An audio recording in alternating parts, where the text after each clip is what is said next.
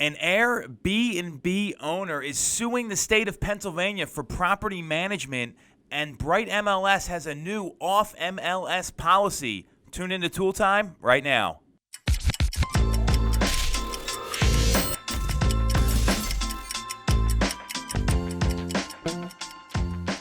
Welcome back to the show. I'm Tom Toole. She is Jess Lion, and we are here talking about some very relevant issues, both locally and in the real estate industry. It's like 2 for Tuesdays here. So let's go over some of this stuff here because it's pretty interesting, certainly big news in a couple areas, and we'll get to that in a bit. First off, at the top of the stories here, there is an Airbnb property manager and specifically managing her own property. I think that's really important to acknowledge here.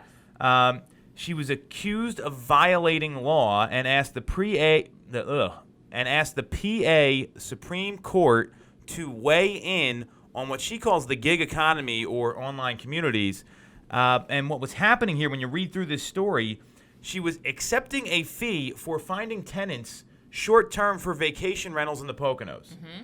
So what do you think about all this? So I'm envisioning this little old woman. I don't know if she's necessarily little, but I'm picturing this woman, and she did a great job at renting out her rental properties. And her friends might have taken a look and, wow, can you really help us? You did such a great job, and we'll pay you. We'll shoot you, whatever. And they give her a little bit of a bonus or a pay or a commission or something like that. And she's like, sure, why not? She doesn't think she's doing anything wrong. And then she does this for, I think, 5 different homeowners, and then she's starting this business. So I think that's, as soon as she started taking the commission and everything, I think that's where it kind of turned. I mean, she was clearly practicing real estate. She was collecting a fee for her services. God forbid something went wrong with maybe one of the homeowners. What if they said, you brought in this renter, you didn't disclose so-and-so about it, and we're blaming you, so now we're going to sue you for it. I feel like there are so many different issues that could pop up. And reading through the article at the end, she was like, I don't think I'm going to get my real estate license. It's too much work, and there's going to be, I could get hit with so many fines for what she was saying that. So I don't know. I don't know if she'd be a good agent. There is no question she was practicing real estate here. She was making 20 to 25% of the vacation rentals. So and these are for short-term stays. So there's no question she was practicing real estate. And, the issue I have with this story is she filed a suit against the Department of State agencies, specifically the Real Estate Commission, saying they unconstitutionally impeded her ability to earn a living as a short-term property manager. Well, guess what? This is the law. You have to be licensed. You have to get educated. They don't let doctors just show up in the OR without a doctor's license. I mean, it's no different. They don't let unlicensed nurses practice nursing, right? So there is no question she was practicing real estate here. I don't care if the business fell into her lap or not. She was managing her own property. I get that. Yeah. That's fine. That's for sale by owner, whatever you want to call it. When you start to take money from people to provide real estate services and give advice, well, and just securing the tenant, doing the advertising, all of that is considered a real estate service. She needed to have a license. The court documents, which I found pretty interesting, they said the Department of State said she was very clearly in violation of the state's Licensing and Registration Act. And when they went through all this here, and it's kind of a long article, she's suing them because she didn't think rentals were the same as buying and selling a property. I've got news for you. There are more issues that come out of rentals than anything else, because now you're living in someone else's home, and maybe something wasn't disclosed properly, or the owner didn't like that, but they signed it anyway, or whatever happened. So there's a requirement here regardless. Property managers have to have real estate licenses. So I mean, why is this woman excluded? So I don't get the suit, and then she sued with she's represented by attorneys from Dilworth Paxson, and also the Institute for Justice, which is a Virginia-based public interest libertarian law firm, and they argued that the state, in the complaint, the state has arbitrary, irrational, and protectionist legislation preventing her from choosing her occupation. You have to have a license to do this stuff. No one prevented her. She just did whatever she wanted, didn't look up the laws. So I'm glad this person is not in practice, because this is why people have these nightmare experiences. She probably had no idea how to vet someone, no idea what you can do and can't do. And to your point, the different insurance requirements involved for these properties. There's a lot of liability here. Yeah. And that's why it's critical that people get a license. And it's not hard, because I've seen the people that get real estate licenses. Let me tell you, it's not difficult. It's being good at it and giving your clients the right advice is the hard part. I mean, she was working hard at it. Maybe if she put in the time and effort to get the classes done and educated herself, she'd be a good agent. Well, and this leads to a little bit of a bigger issue, too, because Airbnb right now, I mean, they're not a licensed real estate brokerage. They have real estate ads on their site, so it's kind of like a for sale by owner site, right? And then recently in California, there's a lot of bills regulating how Uber and Lyft are operating, because they're hiring workers as employees, not independent contractors. And, so there's a lot of this stuff going on right now. And yeah, the technology and the internet has revolutionized a lot of businesses. It doesn't mean you don't have to follow the law just because you have a computer in your house. I mean, it's another example of people playing dumb, when I wouldn't be surprised if she knew she needed a real estate license. I mean, it's easy to play dumb, but she's smart enough to have an investment property. She lives in North Jersey. Smart cookie, this one. Getting tenants. So I mean, that's not that's not an easy thing to do. So I'm glad they came down on her. Mm-hmm. I mean, this is what needs to happen. This is why you have these laws. I'm sure this isn't going to be the last story we read about something like this. No, with Airbnb, with Home Away and things like that, I'm probably sure this happens more often than not. Well, and then there's situations too that come up where all of a sudden a property's listed for sale by owner, and then you're dealing with like someone in the family or a friend, and there's this intermediary performing real estate services. Now, I don't know if they're getting compensated or not. I've had people ask me, hey, do I get a referral fee if I send you a buyer for a house they have nothing to do with? I mean, people have always been just trying. Some random person? Well, they were related to a builder. They were the foreman for the builder. It was something silly. And there's always people trying to get in between in the real estate transaction. And that's even more the reason you need to protect people with the license here. And that's why you have to go get a real estate license. There's no question about it. On the same page with that one. All right, so that was from Caitlin McCabe at the Inquirer. So good story by Caitlin there. That's a good one. Hopefully we can get her on our podcast soon. That'd be pretty cool. Next story is about Bright MLS, right? So this came out last week. They have a new policy, and it just appeared in everyone's email at about 10:30 in the morning on the 16th of October. And here's the new policy. Within one business day of marketing a property to the public, the participant, meaning the agent, must submit the listing to Bright MLS for cooperation with other Bright MLS participants, so other agents. Public marketing includes, but is not limited to, flyers displayed in windows, yard signs, digital marketing on public-facing websites, broker website displays, including IDX and VOWs. That's like an internet feed that comes from the MLS. Digital communications marketing, email blasts, multi-brokerage listing sharing networks, and applications available to the general public. So I've gone deep on this. I got a lot of information. What do you think about this new policy, Jess? Well, when I first read about it, watched some of the videos they had about it, it was kind of like a whack. Like it's a little bit, it's harsh because they're just listing, you can't do this, you can't do this, you can't do this. You have to submit it to us a day before you actually go live. None of that pre-marketing can happen beforehand. And it was just a little bit abrasive. And at first I was like, okay, this sounds like pretty much a disservice to a seller, because the whole point of doing this pre-marketing, putting the sign in the yard and sending out the emails and putting it as coming soon and things like that, it's to generate momentum and things like that. So taking that away from a seller is kind of a big part of the whole process. But that was my take on it at first. Okay. So what's your take on it now? It sounds like there was a second part there. Well, maybe it needs to. I'm looking for maybe a little bit more explanation. I feel like there's a lot of gray area there that maybe a lot of agents really don't understand, because reading through all the comments, there's a lot of questioning.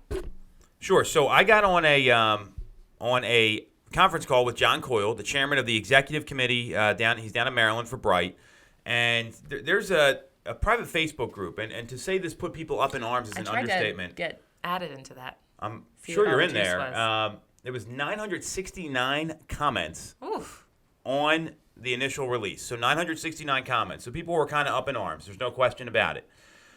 When people first read this, it sounded like we can't pre-market properties. Yeah. And then what happens, the big question I had is what happens if someone doesn't want their home on the MLS period? So meaning like a celebrity or someone that has a high net worth that runs a company. Or maybe there's like a divorce or a restraining order going on and they don't want people to know they're selling their home, because I've had to sell homes like that before. Happens. So with the coming soon marketing, there's a coming soon status on Bright, and that is going to continue to be available within the system for listings that are not being shown and being actively marketed. So what they mean by that is that you can, as long as it's in Bright as coming soon, you can still do a Zillow coming soon. You can still market to other agents. You can do all these things here. It just has to be entered into Bright. And that coming soon status only will last for 21 days. So the policy also allows for office exclusives, private listings on the condition they are not marketed to the public. And that's kind of where they talk about like private sales and other situations where the seller doesn't want to be in the MLS. And then if your seller does request that you not list the property in the MLS, you can submit a waiver.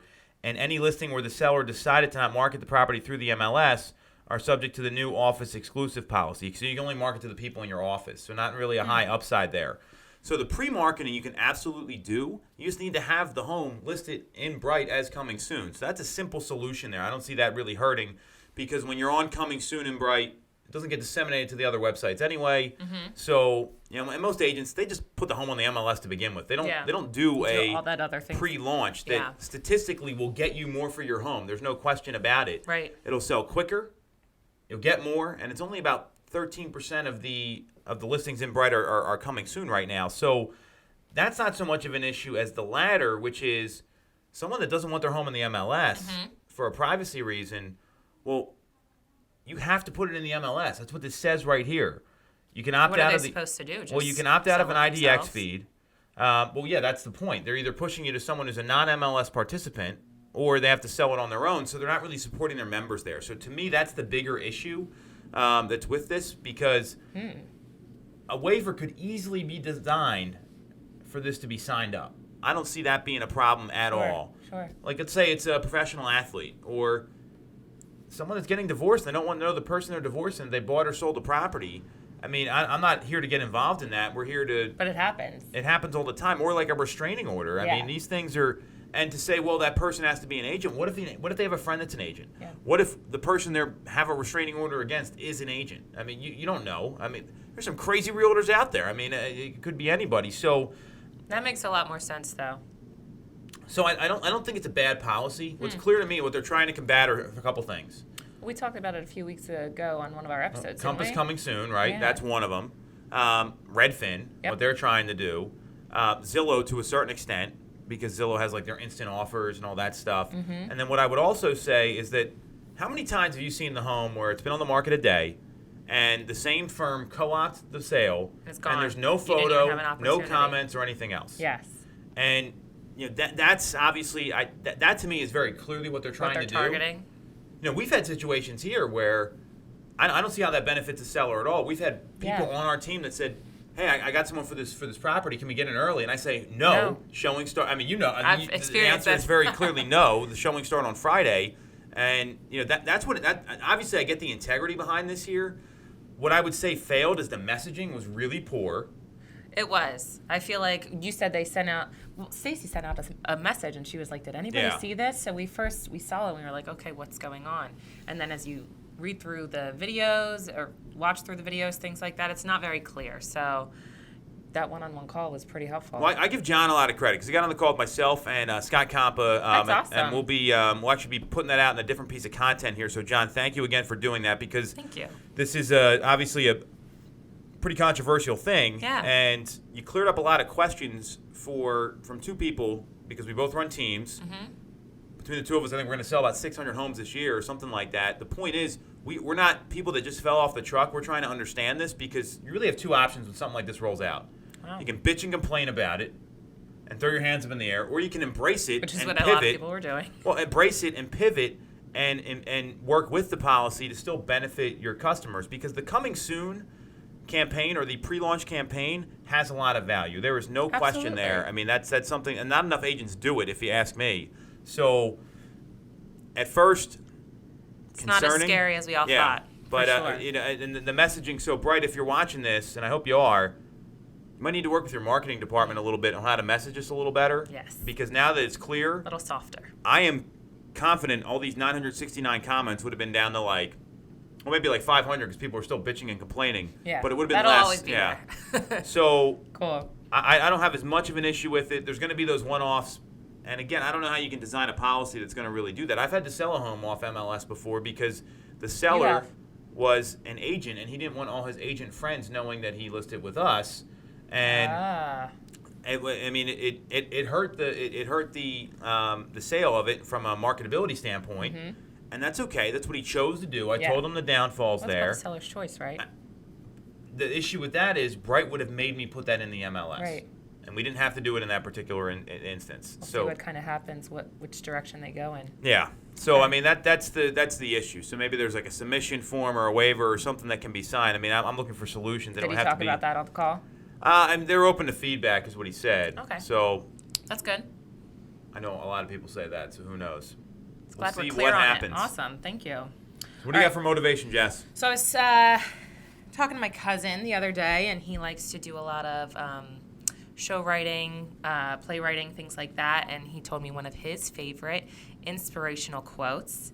I was kind of taken aback for a second, but then I thought about it a little bit more. It's by Oscar Wilde. He's an Irish poet and playwright in the 1800s. Life is too short to be taken seriously. And at first I was like, oh my gosh, okay, well, you do have to take life seriously. You have commitments. But it's the kind of thing where I was just speaking to my cousin about it the other day, where don't make life so difficult. You have the blessing of actually being here. You have the blessing to actually run a team. You have a blessing to be working out every day. You have the blessing to have your children. So while you do have commitments and you need to take them seriously, you don't need to, really be all up in arms about it and have it consume you and worry and have all the stress in your life. Life is definitely too short. There's no question there. I mean, Tom says that all the time. Tom Ferry. We should be happy we woke up today. I mean, there's a lot of people that didn't happen for him. I mean, you have to really embrace what's going on, and certainly, having a commitment doesn't mean that you're taking it too seriously. You're taking it serious enough where you work through the commitment, then you go do the stuff you like doing, or you be selfless in the morning when you get up, and then, selfish in the morning to be selfless later, where you're doing your morning routine or whatever. That's from Byron Lazine on the 5 a.m. call. So. If you're not doing things that are going to make you happy, then you shouldn't be taking life that serious. I mean, it goes back to like if you're not doing something you like, then what are you doing? Because you're like, oh, I have to do this. Well, no, you don't. And if you're not doing something you like, well, if you're not doing something you like, then you're wasting your time. I mean, that's really what it comes down to. So I interpret that a lot differently, but also the same in that I'm serious about my commitments, but if I'm not doing things that I'm not taking things seriously, it don't mean anything to me. Yeah. I mean, at first it was like, well, you definitely need to take things seriously, but at the same time, it's every single decision you're making is your choice, so you might as well be happy. Yeah, but it also, like, when you're, like, goal setting, right? Like, we're getting towards the end of the year, and a lot of people talk about this, like, goal setting, business planning, whatever. If you're not, like, planning to do that, like, almost right away and being super impatient about it, then you're taking life too seriously because you think you have all this time. Well, guess you might not. You might not have that much time. So it also, you think about that. People think they get real serious, like I'm going to live till I'm 150. Well, you might not. You could. You might not. I'm clear people will be living longer. That's not my point. But you might not. You might not have all the time that you think. So if you're not you have an opportunity to do something, and it's something that you've been wanting to do for a while, you better take that opportunity because you don't know when you're going to have happen again. So you have to live in the moment, carpe diem, all that stuff. Oh wow, I like that. Cool. Catch you guys next week.